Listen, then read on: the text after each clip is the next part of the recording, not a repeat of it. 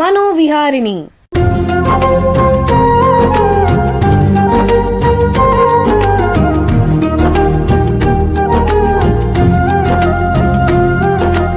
ಬೆಂಗಳೂರಿನ ನಿಮ್ಹಾನ್ಸ್ ವತಿಯಿಂದ ಮಾನಸಿಕ ಆರೋಗ್ಯ ಮತ್ತು ನರವಿಜ್ಞಾನ ಕುರಿತ ಪ್ರಾಯೋಜಿತ ಶಿಕ್ಷಣ ಮಾಲಿಕೆ. ಸಹಯೋಗ ಕರ್ನಾಟಕ ವಿಜ್ಞಾನ ಮತ್ತು ತಂತ್ರಜ್ಞಾನ ಅಕಾಡೆಮಿ, ವಿಜ್ಞಾನ ಮತ್ತು ತಂತ್ರಜ್ಞಾನ ಇಲಾಖೆ, ಕರ್ನಾಟಕ ಸರ್ಕಾರ. ಕೇಳಿ ಮಾನಸಿಕ ಆರೋಗ್ಯ ಮತ್ತು ನರವಿಜ್ಞಾನ ಕುರಿತ ಮಾಲಿಕೆ ಮನೋವಿಹಾರಿಣಿ. ನಮಸ್ಕಾರ ಶ್ರೋತೃಗಳೇ, ನಿಮಗೆಲ್ಲರಿಗೂ ಮನೋವಿಹಾರಿಣಿ ಶಿಕ್ಷಣ ಮಾಲಿಕೆ ಈ ಸಂಚಿಕೆಗೆ ಆತ್ಮೀಯ ಸ್ವಾಗತ. ಹಿಂದಿನ ಸಂಚಿಕೆಯಲ್ಲಿ ಮೆದುಳಿನ ಟ್ಯೂಮರ್ ಅಥವಾ ಗಡ್ಡೆ ಬಗ್ಗೆ ಚರ್ಚೆ ಮಾಡಿದ್ವಿ. ಅದನ್ನು ಇವತ್ತು ಮುಂದುವರಿಸೋಣ. ಹಿಂದಿನ ಭಾಗದಲ್ಲಿ ತಜ್ಞರು ಮೆದುಳಿನ ಟ್ಯೂಮರ್ಗಳ ವಿವಿಧ ಅಂಶಗಳ ಬಗ್ಗೆ ವಿವರವಾಗಿ ಮಾಹಿತಿ ನೀಡಿದರು. ಮೊದಲನೇದಾಗಿ ಅನೇಕರು ಕ್ಯಾನ್ಸರ್ ಮತ್ತು ಟ್ಯೂಮರ್ ಅಂದರೆ ಒಂದೇ ಅಂತ ಅನ್ಕೊಂಡ್ಬಿಟ್ಟಿರ್ತಾರೆ. ತಜ್ಞರು ಈ ಟ್ಯೂಮರ್ ಮತ್ತು ಕ್ಯಾನ್ಸರ್ ನಡುವೆ ಏನು ವ್ಯತ್ಯಾಸ ಇದೆ ಅಂತ ತಿಳಿಸಿದ್ರು. ಹಾಗೆಯೇ ಮಾನವ ದೇಹದ ವಿವಿಧ ಭಾಗಗಳಲ್ಲಿ ಎಲ್ಲೆಲ್ಲಿ ಟ್ಯೂಮರ್ ಅಥವಾ ಕ್ಯಾನ್ಸರ್ ಆಗ್ಬೋದು ಅಂತ ಕೂಡ ವಿವರಿಸಿದ್ರು. ಆಮೇಲೆ ಮೆದುಳಿನ ಟ್ಯೂಮರ್ ಅಂದ್ರೇನು, ಅದರಲ್ಲಿ ಎಷ್ಟು ವಿಧಗಳಿದೆ, ಅಂದರೆ ಹೇಗೆ ವರ್ಗೀಕರಿಸಿದ್ದಾರೆ, ಅವುಗಳ ಪ್ರಮಾಣ ಎಷ್ಟು ಅನ್ನೋ ಪ್ರಶ್ನೆಗಳು ಕೂಡ ಉತ್ತರ ಕೊಟ್ಟರು. ಯಾರಿಗೆ ಮೆದುಳಿನ ಟ್ಯೂಮರ್ ಸಂಭವಿಸುವ ಸಾಧ್ಯತೆ ಹೆಚ್ಚು, ಇದರ ರೋಗ ಲಕ್ಷಣಗಳೇನು, ಯಾವ ತರಹದ ಮೆದುಳಿನ ಟ್ಯೂಮರ್ಗಳು ಸಾಮಾನ್ಯವಾಗಿ ಕಂಡುಬರುತ್ತೆ, ಇದು ಮಾರಣಾಂತಿಕವೇ ಎಂಬುದರ ಬಗ್ಗೆ ಕೂಡ ಬಹಳ ಮುಖ್ಯವಾದ ಮಾಹಿತಿ ನೀಡಿದರು. ಈ ಎಲ್ಲ ವಿಷಯಗಳನ್ನು ತಿಳಿದ ನಂತರ ನಮಗೆ ಸಹಜವಾಗಿ ಒಂದು ಪ್ರಮುಖ ಪ್ರಶ್ನೆ ಮೂಡುತ್ತೆ. ಏನು ಅಂತಂದರೆ, ಈ ಮೆದುಳಿನ ಟ್ಯೂಮರ್ಗಾಗಿ ಯಾರನ್ನ ಸಂಪರ್ಕಿಸಬೇಕು, ಆ ತಜ್ಞರು, ಆ ವೈದ್ಯರು ಈ ರೋಗನ ಹೇಗೆ ಗುರುತಿಸ್ತಾರೆ, ಮತ್ತು ಕ್ಯಾನ್ಸರ್ ಅಥವಾ ಟ್ಯೂಮರನ್ನು ಖಚಿತಪಡಿಸ್ಕೊಳ್ಳಕ್ಕೆ ಯಾವ ರೀತಿ ಲ್ಯಾಬೊರೇಟರಿ ಪರೀಕ್ಷೆಗಳನ್ನ ಮಾಡ್ತಾರೆ, ಇದಕ್ಕೆ ಸಂಬಂಧಿಸಿರುವಂತಹ ಮಾಹಿತಿಯನ್ನು ಕೂಡ ತಜ್ಞರು ನೀಡಿದರು. ಈಗ ಮುಂದಿನ ಮಹತ್ವದ ಪ್ರಶ್ನೆ ಏನು ಅಂತಂದರೆ, ಈಗ ಕ್ಯಾನ್ಸರ್ ಒಬ್ಬರಿಗೆ ಬಂದಿದೆ ಅಂದರೆ ಅದಕ್ಕೆ ಯಾವ ರೀತಿ ಚಿಕಿತ್ಸೆ ವಿಧಾನಗಳಿವೆ. ಈಗ ಜನರಿಗೆ ಸಾಧಾರಣವಾಗಿ ಶಸ್ತ್ರಚಿಕಿತ್ಸೆ ಅಥವಾ ಸರ್ಜರಿ, ಕೀಮೊಥೆರಪಿ, ರೇಡಿಯೇಷನ್ ಅಥವಾ ವಿಕಿರಣ ಚಿಕಿತ್ಸೆ ಬಗ್ಗೆ ತಿಳಿದಿರಬಹುದು. ಇವುಗಳನ್ನು ಮೆದುಳಿನ ಟ್ಯೂಮರ್ಗಳಿಗೆ ಹೇಗೆ ಅನ್ವಯಿಸ್ತಾರೆ, ಇತ್ತೀಚಿನ ಮಾಹಿತಿ ಏನು, ಎಲ್ಲನೂ ನಮ್ಮ ತಜ್ಞರಿಂದ ಈಗ ತಿಳ್ಕೊಳ್ಳೋಣ. ನರಶಸ್ತ್ರ ಚಿಕಿತ್ಸೆ ಕ್ಷೇತ್ರದಲ್ಲಿ ಸುಮಾರು 20 ವರ್ಷಗಳಿಂದ ವೈದ್ಯಕೀಯ ಸೇವೆ ಮತ್ತು ಸಂಶೋಧನೆ ಮಾಡ್ತಾ ಇರೋ ನಿಮ್ಹಾನ್ಸ್ನ ನ್ಯೂರೋ ಸರ್ಜರಿ ವಿಭಾಗದಲ್ಲಿ ಪ್ರಾಧ್ಯಾಪಕರಾಗಿರುವಂತಹ ಡಾಕ್ಟರ್ ವಿಕಾಸ್ ಅವರು ನಮ್ಮ ಜೊತೆ ಇದ್ದಾರೆ. ಅವ್ರನ್ನ ಸ್ವಾಗತಿಸೋಣ. ನಮಸ್ಕಾರ ಡಾಕ್ಟರ್ ವಿಕಾಸ್ ಅವರೇ. ನಮಸ್ಕಾರ ಸರ್. ನಿಮಗೆ ಈ ಕಾರ್ಯಕ್ರಮಕ್ಕೆ ಸ್ವಾಗತ. ಅವ್ರ ಜೊತೆ ಅದೇ ವಿಭಾಗದಲ್ಲಿ ಸುಮಾರು 15 ವರ್ಷಗಳಿಂದ ಸೇವೆ ಸಲ್ಲಿಸ್ತಾ ಇರೋ ಹೆಚ್ಚುವರಿ ಪ್ರಾಧ್ಯಾಪಕರಾಗಿರುವಂತಹ ಡಾಕ್ಟರ್ ನಿಶಾಂತ್ ಸದಾಶಿವ ಅವರು ಕೂಡ ನಮ್ಮ ಜೊತೆ ಇದ್ದಾರೆ. ಅವ್ರನ್ನ ಕೂಡ ಸ್ವಾಗತಿಸೋಣ. ನಮಸ್ಕಾರ ಡಾಕ್ಟರ್ ನಿಶಾಂತ್ ಅವರೇ. ನಮಸ್ತೆ. ನಿಮಗೆ ಈ ಕಾರ್ಯಕ್ರಮಕ್ಕೆ ಸ್ವಾಗತ. ಡಾಕ್ಟರ್ ವಿಕಾಸ್ ಅವರೇ, ನಿಮಗೆ ಮೊದಲನೇ ಪ್ರಶ್ನೆ ಏನು ಅಂತಂದ್ರೆ, ಈ ಮೆದುಳು ಗಡ್ಡೆಗಳಿಗೆ ಸಾಧಾರಣವಾಗಿ ಯಾವ ರೀತಿ ಚಿಕಿತ್ಸೆ ಮಾಡ್ತೀರಾ ಮತ್ತು ಈ ಚಿಕಿತ್ಸೆಯ ವಿವಿಧ ಹಂತಗಳೇನು ದಯವಿಟ್ಟು ತಿಳಿಸಿ. ತೊಂದರೆ ಇರುವಂತ ಪೇಷಂಟ್ಸ್ ಹಲವಾರು ರೀತಿಯ ತೊಂದರೆಗಳು, ಅಂದ್ರೆ ನ್ಯೂರಲಾಜಿಕಲ್ ಸಿಂಪ್ಟಮ್ಸ್ ಅಂತ ನಾವು ಹೇಳ್ತೀವಿ. ಅದು ದೃಷ್ಟಿಯ ಸಿಂಪ್ಟಮ್ಸ್ ಇರ್ಬೋದು, ಕಿವಿ ಕೇಳೋದ್ರಲ್ಲಿ ಕಮ್ಮಿ ಇರ್ಬೋದು, ಕೈಕಾಲ್ ವೀಕ್ನೆಸ್ ಆಗಿರ್ಬೋದು ಅಂತ ಬೇರೆ ಬೇರೆ ರೀತಿಯಲ್ಲಿ ಬರ್ತಾರೆ. ಸೊ ಅದಕ್ಕೆ ತಕ್ಕಂತೆ ನಾವು ಕ್ಲಿನಿಕಲ್ ಎಕ್ಸಾಮಿನೇಷನ್ ಅಂದ್ರೆ ಪೇಷಂಟಿನ ಸಿಂಪ್ಟಮ್ಸ್ ಅನ್ನು ನಾವು ತಿಳಿದುಕೊಳ್ತೀವಿ. ಅದಕ್ಕೆ ತಕ್ಕಂತೆ ಪೇಷಂಟ್ನ full head to toe examination ಅಂದ್ರೆ ಪೂರ್ತಿ ಚೆಕಪ್ ಅಂತ ಮಾಡ್ತೀವಿ. ಸೊ ಅದರಲ್ಲಿ ನಾವು ತಿಳ್ಕೊಳ್ತೀವಿ ಯಾವ ಅಂಗಗಳಲ್ಲಿ ಏನೇನು ತೊಂದರೆಗಳಿವೆ ಅಂತ ತಿಳ್ಕೊತೀವಿ. ಯಾಕಂದ್ರೆ ಒಂದೇ ಸಿಂಪ್ಟಮ್ ಪೇಷಂಟ್ ಬಂದಿದ್ರು ಅದಕ್ಕೆ ಬೇರೆ ಸೈನ್ಸ್ ಅಂತ ಕಂಡುಹಿಡಿಯಲು ಸಾಧ್ಯತೆ ಇದೆ. ಅದನ್ನು ಈ ಎರಡು ವಿಷಯಗಳನ್ನ ತಿಳಿದು ನಾವು ಸ್ಕ್ಯಾನ್ ಅಂತ ಮಾಡಿಸ್ತೀವಿ. ಸ್ಕ್ಯಾನ್ ಅನ್ನೋದು ಹಲವಾರು ರೀತಿಯಲ್ಲಿ ಬರುತ್ತೆ. ಒಂದು CT ಸ್ಕ್ಯಾನ್ ಅಂತ ಬರುತ್ತೆ, ಇನ್ನೊಂದು MRI ಸ್ಕ್ಯಾನ್ ಅಂತ ಬರುತ್ತೆ, PET MRI ಅಂತ ಬರುತ್ತೆ, ಮತ್ತೆ ಸ್ಪೆಕ್ಟ್ ಅಂತ ಬರುತ್ತೆ. ಸೊ ಯಾವ ರೀತಿಯ ಸ್ಕ್ಯಾನ್ ನಾವು ಪೇಷಂಟ್ಗೆ ಅಡ್ವೈಸ್ ಮಾಡ್ತೀವಿ ಅದು ಪೇಷಂಟಿನ ರೋಗ ಗುಣದ ತಕ್ಕಂತೆ ನಾವು ತಿಳಿಸ್ತೀವಿ. ತುಂಬಾ ಪೇಷಂಟ್ಸ್ಗೆ CT ಸ್ಕ್ಯಾನ್ ನಂತರ MRI ಸ್ಕ್ಯಾನ್ ಅಂತ ಮಾಡ್ತೀವಿ. ಸೊ MRI ಸ್ಕ್ಯಾನ್ ಅಂತ ಒಂದು ಸ್ಕ್ಯಾನ್ ಇದ್ದರೂ ಅದರಲ್ಲಿ ಹಲವಾರು ಸೀಕ್ವೆನ್ಸಸ್ ಅಂತ ಬರುತ್ತೆ. ಸೊ ಆ ಸೀಕ್ವೆನ್ಸಸ್ ಮೂಲಕ ನಾವು ಎರಡು ವಿಷಯಗಳನ್ನ ತಿಳ್ತೀವಿ. ಒಂದು, ಯಾವ ಜಾಗದಲ್ಲಿ ಮೆದುಳಿನ ಯಾವ ಜಾಗದಲ್ಲಿ ಯಾವ ಟ್ಯೂಮರ್ ಕಾಣಿಸ್ಕೊತಿದೆ, ಅದರದ್ದು ಲಕ್ಷಣಗಳು, ಅಂದ್ರೆ ಅದು ಯಾವ ತರ ಟ್ಯೂಮರ್ ಇರ್ಬೋದು, ಸ್ವಾಭಾವಿಕ ಟ್ಯೂಮರ್ ಇಲ್ಲ ಅಂದಿದ್ರೆ ಮ್ಯಾಲಿಗ್ನೆಂಟ್ ಕ್ಯಾನ್ಸರ್ ಅಂತ ನಾವು ತಿಳ್ಕೊಳ್ಳೋದಕ್ಕೆ ಪ್ರಯತ್ನ ಪಡ್ತೀವಿ. ಎರಡನೇದಾಗಿ, ಈ ಟ್ಯೂಮರ್ನ ನಾವು ಯಾವ ರೀತಿಯಲ್ಲಿ ಟ್ರೀಟ್ ಮಾಡಬೇಕು. ಈಗ ಸಣ್ಣ ಟ್ಯೂಮರ್ ಇದ್ದಿದ್ರೆ ಒಂದೊಂದು ಟ್ಯೂಮರ್ಸ್ ನಾವು ಆಪರೇಷನ್ ಕೂಡ ಮಾಡೋದಿಲ್ಲ, ನಾವು ಅದನ್ನ ಬರೀ ಅಬ್ಸರ್ವೇಷನ್ ಅಂತ ಇಟ್ಕೋತೀವಿ. ಮತ್ತೆ ಹಲವಾರು ಟ್ಯೂಮರ್ಸ್ನ ನಾವು ಆಪರೇಷನ್ ಮಾತ್ರ ಅಂತ ಹೇಳ್ತೀವಿ.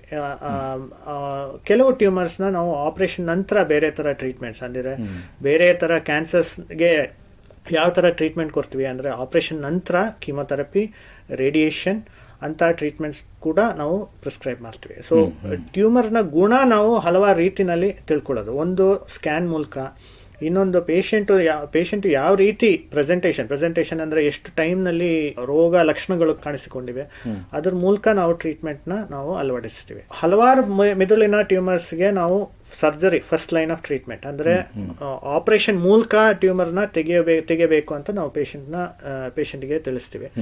ರೋಗಿಗೆ ಆಪರೇಷನ್ ಮಾಡಲೇಬೇಕಾ ಅಂತ ಜನರಲ್ ಆಗಿ ಎಲ್ಲ ಪೇಷಂಟ್ಸು ನಮ್ಮ ಹತ್ರ ಕೇಳ್ಕೊತಾರೆ. ಬಟ್ ಮೆದುಳಿನ ರೋಗಗಳಿಗೆ ಶಸ್ತ್ರಚಿಕಿತ್ಸೆನೇ ಮೊದಲನೇ ಟ್ರೀಟ್ಮೆಂಟು. ಅದಲ್ಲದ ಬೇರೆ ಟ್ರೀಟ್ಮೆಂಟ್ಸು ರೇಡಿಯೇಷನ್ನು ಎರಡು ರೀತಿನಲ್ಲಿ ಬರುತ್ತೆ. ಒಂದು ಜನರಲ್ ರೇಡಿಯೇಷನ್, ಮತ್ತೆ ನಮ್ಮಲ್ಲೇ ಇರುವಂಥ ಗಾಮಾ ನೈಫ್. ಡಾಕ್ಟರ್ ನಿಶಾಂತ್ ಅವರು ಅದ್ರ ಬಗ್ಗೆ ಡೀಟೇಲ್ ಆಗಿ ಮಾತಾಡ್ತಾರೆ. ಸೊ ಅಂಥ ಟ್ರೀಟ್ಮೆಂಟು ನಮ್ಮಲ್ಲಿದೆ. ಸೊ ಆಪರೇಷನ್ ಒಂದು ರೀತಿ, ಗಾಮಾ ನೈಫ್ ರೇಡಿಯೋ ಸರ್ಜರಿ ಅನ್ನೋದು ಇನ್ನೊಂದು ರೀತಿ. ಅದಲ್ಲದೆ ಜನರಲ್ ರೇಡಿಯೇಷನ್ ಮತ್ತೆ ಕೀಮೊಥೆರಪಿ ಕೂಡ ಬೇರೆ ಬೇರೆ ಟ್ಯೂಮರ್ಗಳಿಗೆ ನಾವು ಅಳವಡಿಸ್ತೀವಿ. ಒಟ್ಟಲ್ಲಿ ಕ್ಯಾನ್ಸರ್ಗೋಸ್ಕರ ಚಿಕಿತ್ಸೆ ಅನ್ನೋದು ವಿವಿಧ ಆಯಾಮಗಳು, ವಿವಿಧ ಹಂತಗಳಲ್ಲಿ ನಡೆಯುತ್ತೆ ಅಂತ ಬಹಳ ಉಪಯುಕ್ತ ಮಾಹಿತಿ ನೀಡಿದ್ದೀರಾ. ಈಗ ಒಂದು ಸಣ್ಣ ವಿರಾಮ ತಗೊಳ್ಳೋಣ. ನಂತರ ಮೆದುಳಿನ ಟ್ಯೂಮರ್ ಅಥವಾ ಗಡ್ಡೆ ಚಿಕಿತ್ಸೆ ಬಗ್ಗೆ ಹೆಚ್ಚಿನ ಚರ್ಚೆಯನ್ನು ಮುಂದುವರಿಸೋಣ. ಬೆಂಗಳೂರಿನ ನಿಮ್ಹಾನ್ಸ್ ಮಾನಸಿಕ ಆರೋಗ್ಯ ಮತ್ತು ನರವಿಜ್ಞಾನ ಕ್ಷೇತ್ರದಲ್ಲಿ ಹೆಸರುವಾಸಿ. ಶ್ರೇಷ್ಠ ಗುಣಮಟ್ಟದ ಔಷಧೋಪಚಾರ, ಸಂಶೋಧನೆ ಮತ್ತು ತರಬೇತಿ ಇವೇ ನಿಮ್ಹಾನ್ಸ್ನ ಪ್ರಮುಖ ಧ್ಯೇಯಗಳು. ದೇಶದ ವಿವಿಧ ಭಾಗಗಳಿಂದ ಬರುವ ಲಕ್ಷಾಂತರ ಜನರಿಗೆ ಚಿಕಿತ್ಸೆ ನೀಡುವ ನಿಮ್ಹಾನ್ಸ್ಗೆ ರಾಷ್ಟ್ರೀಯ ಪ್ರಾಮುಖ್ಯತಾ ಸಂಸ್ಥೆ ಎಂಬ ಗೌರವ. ಚಿಕಿತ್ಸೆ ಮತ್ತು ವೈದ್ಯಕೀಯ ಸೇವೆಗಳ ಜೊತೆಯಲ್ಲಿ ನರರೋಗ ಮತ್ತು ಮನೋವೈದ್ಯಕೀಯ ಪುನರ್ವಸತಿ ಸೇವೆಗಳು, ಸಮುದಾಯ ಮಟ್ಟದ ಆರೋಗ್ಯ ಕಾರ್ಯಕ್ರಮಗಳನ್ನು ನಡೆಸುವುದು ಹಾಗೂ ಜನಜಾಗೃತಿ ಮೂಡಿಸುವ ಕೆಲಸಗಳಲ್ಲಿ ಸಕ್ರಿಯವಾಗಿದೆ ನಿಮ್ಹಾನ್ಸ್. ಈ ನಿಟ್ಟಿನಲ್ಲಿ ಆಕಾಶವಾಣಿಯ ಶ್ರೋತೃಗಳಿಗೆ ನರಮಂಡಲ ಮತ್ತು ಮಾನಸಿಕ ಆರೋಗ್ಯದ ಬಗ್ಗೆ ಉಪಯುಕ್ತ ಮಾಹಿತಿ ನೀಡುವುದೇ ಕರ್ನಾಟಕ ವಿಜ್ಞಾನ ಮತ್ತು ತಂತ್ರಜ್ಞಾನ ಅಕಾಡೆಮಿಯ ಸಹಯೋಗದೊಂದಿಗೆ ಮೂಡಿಬರುತ್ತಿರುವ ಈ ಮನೋವಿಹಾರಿಣಿ ಶಿಕ್ಷಣ ಮಾಲಿಕೆಯ ಮೂಲ ಉದ್ದೇಶ. ವಿರಾಮದ ನಂತರ ಮನೋವಿಹಾರಿಣಿಯ ಈ ಸಂಚಿಕೆಗೆ ನಿಮಗೆಲ್ಲರಿಗೂ ಮತ್ತೊಮ್ಮೆ ಸ್ವಾಗತ. ವಿರಾಮಕ್ಕೆ ಮುಂಚೆ ಮೆದುಳಿನ ಟ್ಯೂಮರ್ ಅಥವಾ ಗಡ್ಡೆ ಬಗ್ಗೆ ಯಾವ ರೀತಿ ಚಿಕಿತ್ಸೆ ಮಾಡಬೇಕು ಅಂತ ನಿಮ್ಹಾನ್ಸ್ನ ತಜ್ಞನಾದ ಡಾಕ್ಟರ್ ವಿಕಾಸ್ ಅವರ ಹತ್ರ ಮಾತಾಡ್ತಾ ಇದ್ವಿ. ಅವರು ಹೇಳಿದ ಪ್ರಕಾರ ಯಾವುದೇ ರೀತಿಯ ಗಡ್ಡೆ ಆದ್ರೂ ಫಸ್ಟ್ ಲೈನ್ ಆಫ್ ಟ್ರೀಟ್ಮೆಂಟ್, ಮೊದಲ ಹಂತದಲ್ಲಿ ಶಸ್ತ್ರಚಿಕಿತ್ಸೆ ಮಾಡಬಹುದು. ಆದರೆ ಇದು ಎಲ್ಲ ರೀತಿಯ ಗಡ್ಡೆಗಳಿಗೆ, ಎಲ್ಲ ರೀತಿಯ ರೋಗಿಗಳಿಗೆ ಅನ್ವಯಿಸೋದಿಲ್ಲ ಅನ್ನೋದು ವಿವರವಾಗಿ ಹೇಳಿದ್ರು. ನಂತರ ರೇಡಿಯೋ ಥೆರಪಿ ಅಥವಾ ಕೀಮೋಥೆರಪಿ ಬಗ್ಗೆ ಕೂಡ ಹೇಳಿದ್ರು. ಮುಂದಿನ ಪ್ರಶ್ನೆಯನ್ನು ಡಾಕ್ಟರ್ ನಿಶಾಂತ್ ಸದಾಶಿವ ಅವ್ರನ್ನ ಕೇಳೋಣ. ಡಾಕ್ಟ್ರೇ, ಇದು ಈ ರೇಡಿಯೋ ಸರ್ಜರಿ ಅಂತಂದ್ರೆ ಏನು ಮತ್ತು ಇದನ್ನ ಈ ಮೆದುಳುಗಡ್ಡೆಗೆ ಹೇಗೆ ಉಪಯೋಗಿಸ್ತಾರೆ, ದಯವಿಟ್ಟು ತಿಳಿಸಿ. ರೇಡಿಯೋ ಸರ್ಜರಿ ಅಂದ್ರೆ ಶಸ್ತ್ರಚಿಕಿತ್ಸೆ ಇರಬಹುದು ಅನ್ನೋ ಯೋಚನೆ ಬರುತ್ತೆ ಯಾರಿಗಾದ್ರೂ. ಆದ್ರೆ ಶಸ್ತ್ರಚಿಕಿತ್ಸೆ ಅಲ್ಲ. ವಿಕಿರಣಗಳನ್ನು ನಮ್ಮ ಮೆದುಳಿನ ಗೆಡ್ಡೆಗೆ ಕೊಟ್ಟು ಅದನ್ನ ಬೆಳೆದಿನೇ ಇರೋ ತರ ಅಥವಾ ಅದನ್ನ ಕರಗಿಸುವ ವಿಧಾನಕ್ಕೆ ರೇಡಿಯೋ ಸರ್ಜರಿ ಅಂತ ಹೇಳ್ತೀವಿ. ನಾವು ಈ ತರಹದ ರೇಡಿಯೋ ಸರ್ಜರಿ ಎಲ್ಲಾ ತರದ ಗೆಡ್ಡೆಗಳಿಗೂ ಕೊಡಲ್ಲ. ವೆಸ್ಟಿಬುಲಾರ್ ಶ್ವಾನೋಮಾ ಅಂತ ಹೇಳ್ತೀವಿ, ಕಿವಿಯ ನರದ ಮೇಲ್ಗಡೆ ಬೆಳೆದು, ಮೆನಿಂಜಿಯೋಮಾ ಅಂತ ಹೇಳ್ತೀವಿ, ಪಿಟ್ಯೂಟರಿ ಅಡಿನೋಮಾ ಅಂತ ಹೇಳ್ತೀವಿ, ಅಥವಾ ಮೆಟಾಸ್ಟೇಸಿಸ್, ದೇಹದಲ್ಲಿ ಬೇರೆ ಕಡೆ ಯಾವ್ದಾದ್ರು ಕ್ಯಾನ್ಸರ್ ಇದ್ದು ಮೆದುಳಿಗೆ ಹರಡಿತ್ತಲ್ಲ ಅಂತ ಗೆಡ್ಡೆಗೂ ರೇಡಿಯೋ ಸರ್ಜರಿ ಕೊಡಬಹುದು. ಜೊತೆಗೆ ಟ್ರೈಜೆಮಿನಲ್ ನ್ಯೂರಾಲ್ಜಿಯಾ ಅಂತ ಹೇಳ್ತೀವಿ, ಮುಖದ ನರದಲ್ಲಿ ನೋವು ಬರ್ತಾ ಇರುತ್ತೆ, ಅಂತವ್ರಿಗೂ ಕೊಡಬಹುದು. ಆದ್ರೆ ಕೆಲವು ಕ್ಯಾನ್ಸರ್ ಗಳಿರುತ್ತೆ ಬ್ರೈನ್ ಅಲ್ಲಿ, ಅಂತದಕ್ಕೆ ರೇಡಿಯೋ ಸರ್ಜರಿ ಉಪಯುಕ್ತವಾದ ಟ್ರೀಟ್ಮೆಂಟ್ ಅಲ್ಲ. ನಿಮ್ಹಾನ್ಸ್ ಆಸ್ಪತ್ರೆಯಲ್ಲಿ ಒಂದು ತರಹದ ರೇಡಿಯೋ ಸರ್ಜರಿ ಇದೆ, ಅದಕ್ಕೆ ಗಾಮಾ ನೈಫ್ ರೇಡಿಯೋ ಸರ್ಜರಿ ಅಂತ ಹೇಳ್ತೀವಿ. ಅದಕ್ಕೆ ನಾವು ಗೋಲ್ಡ್ ಸ್ಟ್ಯಾಂಡರ್ಡ್ ಅನ್ಬೋದು. ಇದು ಆಕ್ಯುರೇಟ್ ಅಂತ ಹೇಳ್ತೀವಿ, ನಿಖರವಾಗಿ ಬರೀ ಗೆಡ್ಡೆಗೆ ಮಾತ್ರ ಕಿರಣಗಳು ಹೋಗಿ ಸುತ್ತಮುತ್ತಲಿನ ನಾರ್ಮಲ್ ಬ್ರೈನ್ ನ ಡ್ಯಾಮೇಜ್ ಮಾಡದೇನೆ ಟ್ರೀಟ್ಮೆಂಟ್ ಮಾಡದೆ ರೇಡಿಯೋ ಸರ್ಜರಿ ಅಂತ ಹೇಳ್ತೀವಿ. ರೋಗಿನ MRI ಮಾಡಿ, MRI ಅಲ್ಲಿ ಗೆಡ್ಡೆ ಮಾತ್ರ ಮಾರ್ಕ್ ಮಾಡಿ, ಅಲ್ಲಿ ಒಂದು ಗಾಮಾ ನೈಫ್ ಮೆಷಿನ್ ಅಂತ ಏನಿರುತ್ತೆ ಅಲ್ಲಿ ಹಾಕಿ, ಅದು ಸುತ್ತಮುತ್ತ ರೇಡಿಯೇಷನ್ ಎಮಿಟ್ ಮಾಡ್ತಾ ಇರುತ್ತೆ, ಡಯೋಡ್ಸ್ ಅಂತ ಇರುತ್ತೆ. ಅಲ್ಲಿಂದ ರೇಡಿಯೇಷನ್ ಚಿಕ್ಕ ಚಿಕ್ಕ ಚಿಕ್ಕ ಪಾರ್ಟ್ ರೇಡಿಯೇಷನ್ ಬಹುತೇಕ ತಲೆಯ ಸುತ್ತ ಬಂದು ಅಲ್ಲಿಂದ ಅದು ಮೆದುಳಿನ ಗೆಡ್ಡೆಗೆ ಮಾತ್ರ ಹೋಗಿ ಸುತ್ತಮುತ್ತಲಿನ ಮೆದುಳಿಗೆ ಸಖತ್ತು ಕಡಿಮೆ ವಿಕಿರಣಗಳು ಹೋಗಿ ಜಾಸ್ತಿ ವಿಕಿರಣಗಳು ಗೆಡ್ಡೆ ಮಾತ್ರ ಹೋಗುತ್ತೆ. ಆತರ ಮಾಡೋದ್ರಿಂದ ಗೆಡ್ಡೆ ಇಲ್ಲ ಬೆಳೆದೇನೆ ಇರಲ್ಲ, ಹಾಗೆ ಇರುತ್ತೆ, ಬೆಳೆಯೋದನ್ನ ತಡೆದ್ಬಿಡುತ್ತೆ. ಇಲ್ಲ ಅಂತ ಅಂದ್ರೆ ಕೆಲವು ಗೆಡ್ಡೆಗಳು ಕರಗುತ್ತೆ, ಅದಕ್ಕೆ 6 ತಿಂಗಳು 1 ವರ್ಷಕ್ಕೆ MRI ಸ್ಕ್ಯಾನ್ಗಳನ್ನ ಮಾಡಿ ನಾವು ನೋಡ್ತೀವಿ ಎಷ್ಟು ಕರಗ್ತಾ ಇದೆ ಅಂತ ನೋಡಿ ನಾವು ರೋಗಿಗಳಿಗೆ ಹೇಳಬೇಕಾಗತ್ತೆ.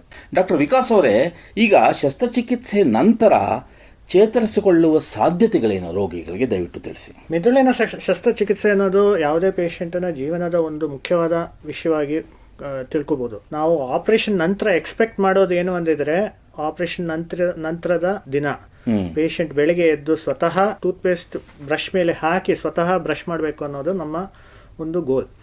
ಇದು ಹಲವಾರು ಮುಕ್ಕಾಲ್ ಭಾಗ ಅಂದರೆ ಒಂದು 90% ಪೇಷಂಟ್ಸ್ ನಲ್ಲಿ ನಾವು ಇದನ್ನ ಅಳವಡಿಸೋದಕ್ಕೆ ಸಾಧ್ಯತೆ ಈಗಿನ ಕಾಲದ ಶಸ್ತ್ರಚಿಕಿತ್ಸೆ ಮೂಲಕ ಮಾಡಬಹುದಂತ ಸ್ಥಿತಿ ಇದೆ. ಒಬ್ಬೊಬ್ಬರಲ್ಲಿ ಪೇಷಂಟ್ಸ್ಗೆ ಕಾಂಪ್ಲಿಕೇಶನ್ಸ್ ಅಂತ ಬರುತ್ತೆ. ನಿಮ್ಮ ಪ್ರಕಾರ ಈ ಶಸ್ತ್ರಚಿಕಿತ್ಸೆ ಆದ್ಮೇಲೆ ಒಬ್ಬ ವ್ಯಕ್ತಿ ಸಂಪೂರ್ಣ ಗುಣಮುಖ ಆಗೋ ಸಾಧ್ಯತೆ ಇದೆ ಟ್ಯೂಮರ್ ಇಂದ? ಮೆದುಳಿನಲ್ಲಿ ಆಪರೇಷನ್ ಮಾಡೋದು ಪೂರ್ತಿ ಟ್ಯೂಮರ್ನ ತೆಗೆಯೋದಕ್ಕೆ ಅಂತ ಗುರಿ ಇಟ್ಟಿರ್ತೀವಿ. ಸೊ ಅದು ಹಲವಾರು ಪೇಷಂಟ್ಸ್ ನಲ್ಲಿ ನಾವು ಮಾಡೋದಕ್ಕೆ ಸಾಧ್ಯತೆನೂ ಇದೆ. ಅಂತ ಪೇಷಂಟ್ಸ್ ಅಲ್ಲಿ ಅವರು ಯಾವ ಕೆಲಸ ಮುಂಚಿತವಾಗಿ ಈ ರೋಗ ಲಕ್ಷಣಗಳು ಮುಂಚಿತವಾಗಿ ಯಾವ ಕೆಲಸಗಳು ಮಾಡ್ತಿದ್ರು ಅದೆಲ್ಲ ಕೆಲಸಗಳು ಜೀವನ ರೀತಿಯನ್ನು ಅದೇ ರೀತಿಯಾಗಿ ಆಪರೇಷನ್ ನಂತರನೂ ಮುಂದುವರಿಸಬಹುದು. ಶಸ್ತ್ರಚಿಕಿತ್ಸೆ ನಂತರ ಯಾವ ರೀತಿಯಾದರೂ ಅಡ್ಡ ಪರಿಣಾಮಗಳಿರುತ್ತೆ? ಮೆದುಳಿನ ಒಂದೊಂದು ಭಾಗ ದೇಹದ ಬೇರೆ ಬೇರೆ ಕಂಟ್ರೋಲ್ಗೆ ಇರುವಂತ ಜಾಗಗಳು ಮೆದುಳಿನ ಒಳಗಿದೆ. ಸೊ ನಮ್ಮ ಸೂಕ್ಷ್ಮವಾದ ಜಾಗಗಳು ಹೇಗಿವೆ, ನಾವು ಎಚ್ಚರಿಕೆಯಿಂದ ಇರೋದು, ಕಾನ್ಷಿಯಸ್ನೆಸ್ ಅಂತ ಹೇಳೋದು, ಅದೆಲ್ಲ ಆ ಜಾಗಗಳು ಇವೆ. ಆಪರೇಷನ್ ಮೂಲಕ ಇಂಥ ಜಾಗಕ್ಕೆ ತೊಂದರೆ ಬಂದಲ್ಲಿ ಮೂರ್ಛೆ ತಪ್ಪೋದು, ಪೇಷಂಟ್ ವೆಂಟಿಲೇಟರ್ ಮೇಲೆ ಇರೋದು, ಒಮ್ಮೊಮ್ಮೆ ಕೈಕಾಲಿನ ವೀಕ್ನೆಸ್ ಕಾಣಿಸ್ಕೊಳ್ಳುತ್ತೆ, ಒಮ್ಮೊಮ್ಮೆ ಮುಖದಲ್ಲಿ ಬೇರೆ ಬೇರೆ ವ್ಯತ್ಯಾಸಗಳು ಕಾಣಿಸ್ಕೊಳ್ಳುತ್ತವೆ. ಸೆನ್ಸರಿ ಲಾಸ್ ಅಂದ್ರೆ ಸ್ಪರ್ಶದ ವ್ಯತ್ಯಾಸ. ಅದು ಹೊರಗಿರೋರಿಗೆ ಗೊತ್ತಾಗೋದಿಲ್ಲ, ಬೇರೆಯವ್ರಿಗೆ ನೋಡಿದ್ರೆ ಗೊತ್ತಾಗೋದಿಲ್ಲ ಇಂಥ ತೊಂದರೆ ಇದೆ ಅಂತ. ಬಟ್ ಆಪರೇಷನ್ ನಂತರ ಇಂಥ ತೊಂದರೆಗಳು ಕಾಣಿಸ್ಕೊಳ್ಳೋದಕ್ಕೆ ಸಾಧ್ಯತೆ ಇದೆ. ಕಾಂಪ್ಲಿಕೇಶನ್ಸ್ ಅನ್ನೋದು ಎಲ್ಲಾ ಪೇಷಂಟ್ಸ್ಗೂ ಬರೋದಿಲ್ಲ.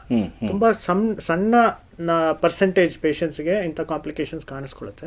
ಬಟ್ ಆಪರೇಷನ್ ಮುಂಚಿತವಾಗಿ ನಾವು ಎಲ್ಲ ಪೇಷಂಟ್ಸ್ ಪ್ರಿಪೇರ್ ಮಾಡ್ತೀವಿ, ಇಂಥ ಸೀರಿಯಸ್ ಆಗಿರೋ ಕಾಂಪ್ಲಿಕೇಶನ್ಸ್ ಬರೋದಕ್ಕೆ ಸಾಧ್ಯತೆ ಇದೆ ಅಂತ ನಾವು ತಿಳಿಸ್ತೀವಿ. ಈ ರೇಡಿಯೋ ಸರ್ಜರಿಯ ಅಡ್ಡ ಪರಿಣಾಮಗಳೇನು ಅಂತ ತಿಳಿಸಿ ಡಾಕ್ಟರ್ ನಿಶಾಂತ್ ಅವರೇ. ರೇಡಿಯೋ ಸರ್ಜರಿಲಿ ಯಾವುದೇ ತರಹದ ಕುಯ್ಯೋದು ಅಥವಾ ಮೆದುಳಿನ ಗೆಡ್ಡೆ ತೆಗಿಯೋದು ಅಥವಾ ಮೆದುಳಿನ ಚಿಪ್ಪು ತೆಗಿಯೋದು ಏನೂ ಇರುವುದಿಲ್ಲ. ಇದು ರೋಗಿ ಬೆಳಗ್ಗೆ ಬರ್ತಾರೆ, ಟ್ರೀಟ್ಮೆಂಟ್ ತಗೋತಾರೆ, ಸಂಜೆ ಹೋಗ್ತಾರೆ. ಅವತ್ತಿನ ದಿನಾನೇ ಸಂಜೆನೆ ಅವರು ಕೆಲಸ ಮಾಡಕ್ ಹೋಗ್ಬೋದು. ಅವತ್ತಿನ ಮಾರನೇ ದಿನ ಎಷ್ಟೊಂದ್ ಜನ ಆಫೀಸ್ ಕೆಲ್ಸಕ್ಕೆ ಹೋಗ್ತಾರೆ. ಸೊ ಆದ್ರಿಂದ ಇಲ್ಲಿ ಅಡ್ಡ ಪರಿಣಾಮಗಳು ತುಂಬಾ ತುಂಬಾ ಕಡಿಮೆ, 3-4% ಜನರಿಗೆ ಮಾತ್ರ ಬರಬಹುದು. ಕೆಲವು ಮಾತ್ರೆಗಳು ಕೊಟ್ರೆ ಅದಕ್ಕೆ ಟ್ರೀಟ್ಮೆಂಟ್ ಆಗುತ್ತೆ ಹೊರತು ಅಡ್ಡ ಪರಿಣಾಮಗಳು ಬಹಳ ಕನಿಷ್ಠವಾಗಿ ಇರುತ್ತೆ ಈ ರೇಡಿಯೋ ಸರ್ಜರಿ ಟ್ರೀಟ್ಮೆಂಟ್ ಅಲ್ಲಿ. ಶಸ್ತ್ರಚಿಕಿತ್ಸೆ ನಂತರ ಯಾವ ರೀತಿ ಕ್ರಮಗಳನ್ನ ತಗೋಬೇಕು, ರೋಗಿಯಾಗಲಿ ಅವರ ಸಂಬಂಧಿಕರಾಗಲಿ, ದಯವಿಟ್ಟು ತಿಳಿಸಿ. ಆಪರೇಷನ್ ನಂತರದ ಮೊದಲನೇ ದಿನಾನೇ ನಾವು ಪೂರ್ತಿ ಎದ್ದು ಸ್ವತಃ ಮಾಡುವಂತ ಕೆಲಸಗಳಂತ ಮಾಡುವಂತ ಪರಿಸ್ಥಿತಿಯಲ್ಲಿ ನಾವು ಆಪರೇಷನ್ ಮಾಡೋದು.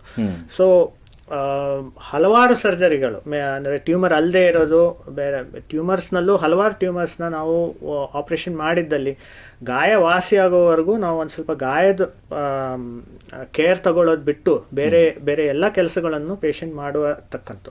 ಸೊ ನಮ್ಮಲ್ಲಿ ರೆಸ್ಟ್ ತಗೋಬೇಕು ಇಲ್ಲ ಮಲ್ಕೊಂಡೇ ಇರಬೇಕು ಅಂತದೇನು ಇಲ್ಲ. ಸೊ ಮಿದುಳಿನ ಶಸ್ತ್ರಚಿಕಿತ್ಸೆ ಅಂದಿದ್ರೆ ಆಪರೇಷನ್ ನಂತರ ಅವರು ಪೂರ್ತಿ ಆಕ್ಟಿವ್ ಆದಲ್ಲಿ ರಿಕವರಿನೂ ಅಷ್ಟೇ ಆಕ್ಟಿವ್ ಆಗಿರುತ್ತೆ. ಬಹಳ ಉಪಯುಕ್ತ ಮಾಹಿತಿ ನೀಡಿದ್ರ. ನೋಡಿ, ನಿಮ್ಮ ಹತ್ರ ಮಾತಾಡ್ತಾ ಕಾಲ ಕಳೆದಿದೆ ಗೊತ್ತಾಗ್ಲಿಲ್ಲ. ಇಲ್ಲಿಗೆ ಸಂಚಿಕೆ ಮುಗಿಸುವಂತ ಸಮಯ ಆಗ್ತಿದೆ. ಡಾಕ್ಟರ್ ವಿಕಾಸ್ ಅವರೇ ಮತ್ತು ಡಾಕ್ಟರ್ ನಿಶಾಂತ್ ಅವರೇ, ಎಲ್ಲ ಕೇಳುಗರಿಗೆ ಮಿದುಳಿನ ಕ್ಯಾನ್ಸರ್ನ ಚಿಕಿತ್ಸೆ ಬಗ್ಗೆ ಉಪಯುಕ್ತ ಮಾಹಿತಿ ನೀಡಿದ್ರ. ನಿಮಗೆ ಎಲ್ಲರ ಪರವಾಗಿ ಧನ್ಯವಾದಗಳು. ಶ್ರೋತೃಗಳೇ, ಮಾನಸಿಕ ಆರೋಗ್ಯ ಮತ್ತು ನರವಿಜ್ಞಾನದ ಬಗ್ಗೆ ಇನ್ನೂ ಹೆಚ್ಚಿನ ಮಾಹಿತಿಯೊಂದಿಗೆ ಮನೋವಿಹಾರಣೆಯ ಮುಂದಿನ ಸಂಚಿಕೆಯಲ್ಲಿ ಭೇಟಿಯಾಗೋಣ. ನಮಸ್ಕಾರ. ಇಲ್ಲಿಯವರೆಗೆ ಬೆಂಗಳೂರಿನ ನಿಮ್ಹಾನ್ಸ್ ವತಿಯಿಂದ ಮಾನಸಿಕ ಆರೋಗ್ಯ ಮತ್ತು ನರವಿಜ್ಞಾನ ಕುರಿತ ಪ್ರಾಯೋಜಿತ ಶಿಕ್ಷಣ ಮಾಲಿಕೆ ಮನೋವಿಹಾರಿಣಿ ಕೇಳಿದಿರಿ. ಸಹಯೋಗ ಕರ್ನಾಟಕ ವಿಜ್ಞಾನ ಮತ್ತು ತಂತ್ರಜ್ಞಾನ ಅಕಾಡೆಮಿ, ವಿಜ್ಞಾನ ಮತ್ತು ತಂತ್ರಜ್ಞಾನ ಇಲಾಖೆ, ಕರ್ನಾಟಕ ಸರ್ಕಾರ. ನೆರವು ಮಾನಸಿಕ ಆರೋಗ್ಯ ಶಿಕ್ಷಣ ವಿಭಾಗ, ನಿಮ್ಹಾನ್ಸ್ ಹಾಗೂ ನಿವೇದಿತಾ BS, ನಿಮ್ಹಾನ್ಸ್.